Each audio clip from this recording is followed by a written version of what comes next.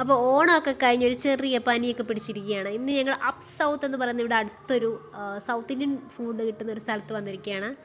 Breakfast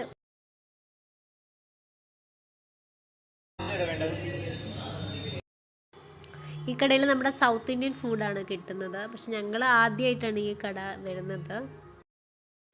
അപ്പം ഗണേശ ചതുർത്ഥിയായിട്ട് നല്ല പാട്ടൊക്കെ കേട്ട് ഞങ്ങൾ ഫുഡൊക്കെ ഓർഡർ ചെയ്തിട്ട് ഇങ്ങനെ വെയിറ്റ് ചെയ്യായിരുന്നു. അപ്പം ഇഡലി ആയിരുന്നു ഞങ്ങൾ ഓർഡർ ചെയ്തത്. ഇഡലി, സാമ്പാർ, ചമ്മന്തി, 2 തരത്തിലുള്ള ചമ്മന്തിയൊക്കെ ഉണ്ടായിരുന്നു. സാമ്പാറായിരുന്നു ഏറ്റവും ടേസ്റ്റി, നല്ല സ്വാദുണ്ടായിരുന്നു.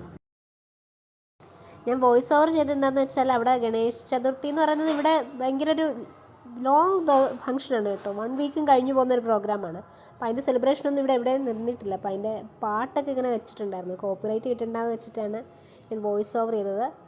എന്തായാലും ഞങ്ങൾ കഴിപ്പൊക്കെ കഴിഞ്ഞ് വളരെ സാറ്റിസ്ഫൈഡ്